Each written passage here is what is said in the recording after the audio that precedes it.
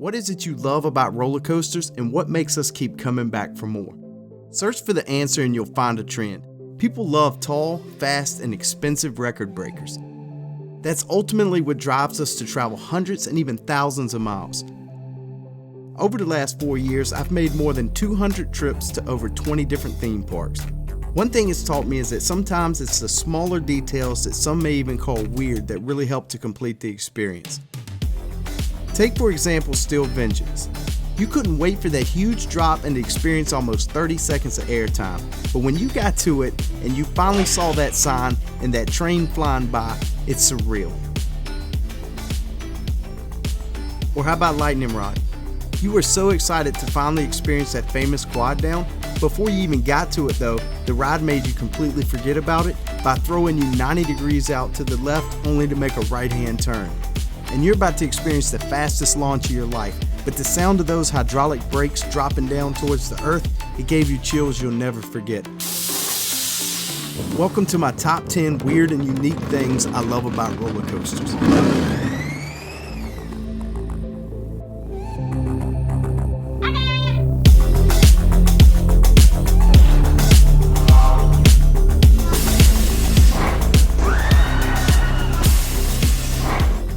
Let's kick this list off with a pretty small but fun detail.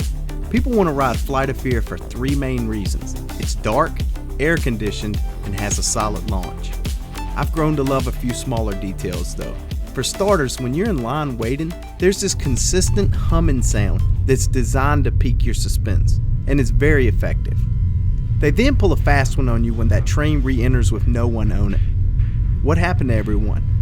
Okay, so you're strapped in, you're ready to launch, and this part gets me so excited. You hear that operator, and unlike most rides, it sounds perfect, almost like a recording studio. And then those lights in the tunnel, they dim down for that perfect touch. Game time.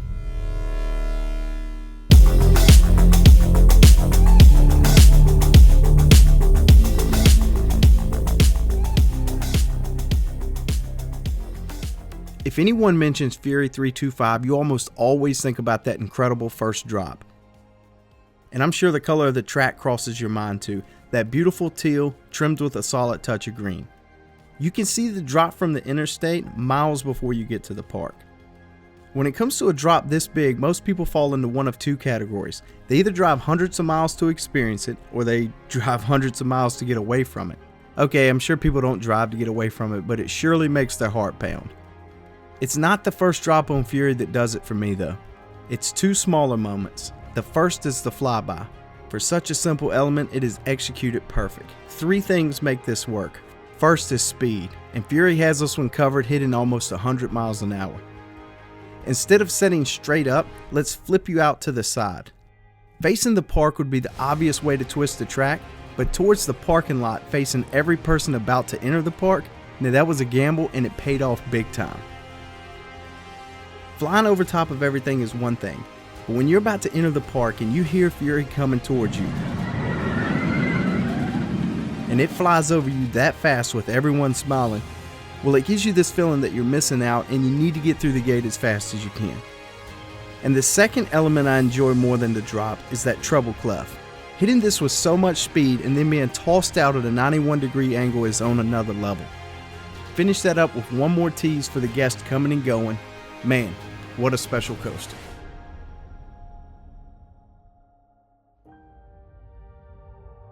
Up next is Steel Vengeance and Twisted Timbers, 2 incredible hybrid coasters, both built in 2018. Steel Vengeance tops one of 2 lists for most people. It's either at the top of their most favorite coasters list, or it's at the top of their bucket list. And who wouldn't want to ride Twisted Timbers? One has a huge drop and the other features a rare barrel roll. Both are packed with airtime and truly breathtaking. But no matter how good they are, it won't save them from having that one weird thing that I love, and that happens to be the most obnoxiously loud lift heels.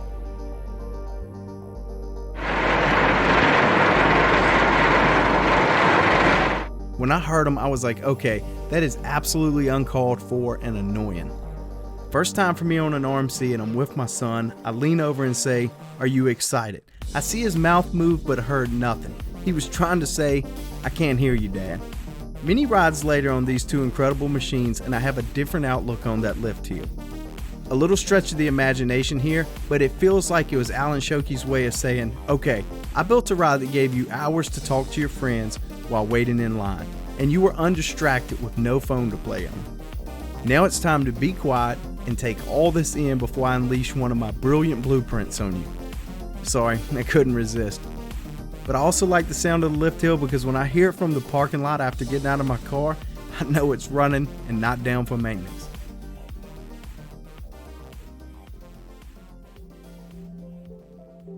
This next one I've spoken about a few times on my channel. Storm Runner at Hershey Park is an incredible coaster that often gets overlooked. Built by Intamin, it's an accelerator coaster. Only 4 of these have been built in America, and I've ridden 3 of them. People seem to love this launch system, and it really makes me scratch my head that it's been 15 years since one of these have been built in America. I've always been told that actions speak louder than words, but for me, this is the one exception to the rule. Now get ready, here we go. Don't wanna think about you anyway. I do it anyway. Yeah, didn't mean to do it every day. I do it anyway. We put very little thought into the chain lift hills that put us in the position to experience those huge drops. That is, until it's at a 90-degree angle. I'm not sure why, but I've always been fascinated with vertical lift hills. From the huge sprockets and the way the chain feeds through the track. To me, it's almost always as much fun making the climb up as the free fall that's about to come. And even though it's designed to be completely safe, I still think to myself every single time, what if this thing falls back? And speaking of a chain that lifts you straight up, how about one that allows you to face down for a few seconds? Everyone looks at a dive coaster and can't wait to make that free fall. Right before the dive when you're dangling is what I enjoy the most. The trains are so wide there's people all around me. When you're waiting, it's so quiet you can hear a pin drop. I've got people on both sides of me. To the left is someone so scared it seems like I can hear their heart pumping and heavy breathing. But my favorite is the family member that's down on the ground and they've got their phone zoomed in 10 times screaming for the family to smile. But the dad never hears it because he's too busy telling the rest of the family he can see the car over in parking lot C. Next time you're at the top waiting, just open your eyes and ears. Someone is guaranteed to make you laugh every time. Like I said earlier, when I saw Lightning Rod, it was that quad down I was so excited about. What would it feel like, and would it live up to the hype? However, I didn't even need to make it to the quad down for this thing to skyrocket to the top of my rankings. It really only took about 10 seconds and it was cemented at the top. Some things are hard to describe, you just have to experience them yourself to understand. As soon as we started to exit that queue station, I noticed so many speakers had started making an engine rev sound. And right as we approached the lift hill, they switched to tires spinning. With so much power, that launch pins you back into your seat and it just keeps pulling harder and harder, especially if you're in the front seat. Right about here is when I knew this ride was always going to be one of my favorites. And from what I hear, the launch pulled even faster on the opening year. That's one thing I wish I could have experienced. Banshee is one of the largest investment Kings Island has ever made at the park. It's a fantastic ride and always near the top of my must-do list when I visit. It's not just the ride that always has me wanting to come over to this area of the park though. It's that flame. Back around 2003, I was going crazy over theme parks. There was no YouTube at this time, and I was on my computer researching coasters I wanted to ride. The top 4 on my list were Top Thrill Dragster, Millennium Force, The Beast, and Son of Beast. I wanted to go to Cedar Point for the height, but at this time wooden coasters were my favorite, so I was most excited about the Kings Island trip. Prior to my research, I had never heard of either coaster. I still remember clear as day being on Kings Island's website, reading and looking at all the pictures they had. I also remember being so confused as to why the Son of Beast was bigger than the Beast itself. It didn't make sense to me that the son was bigger than the dad. Either way, that trip got canceled at the last minute and I never got the chance to ride Son of Beast. When it comes to roller coasters, that has always been my biggest regret. So whenever I get to Banshee, I always look around at all the tributes and that flame burning.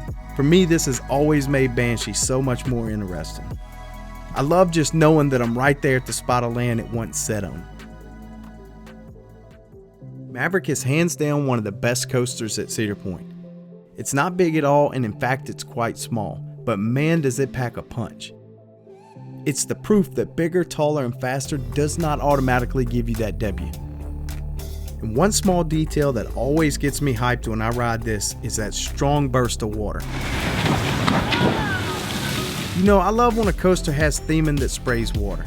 It makes for some photogenic opportunities. Anaconda could work on its timing a bit, and Manta really needs a little more distance with this one. But it's Maverick that knocks it out the park. Right here, that train's banking hard and it's straight getting it. All those powerful bursts of water set the tone that Maverick ain't playing around. They rattle your ears and nearly shake the ground you're standing on.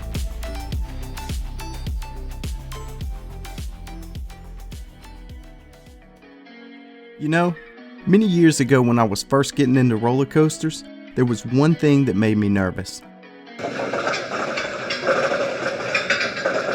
It was that lift heel. Just hearing that click added to the anticipation of the drop that would follow. And one day that clicking just didn't do it for me anymore. I found a new sound to get me excited. Whenever you hear those magnetic brakes drop, you know it's time.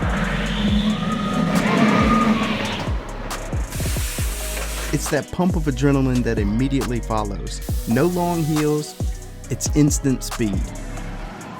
I will always love roller coasters that rely on pure gravity to complete the course, but at this moment, no sound can beat those metal plates dropping to earth.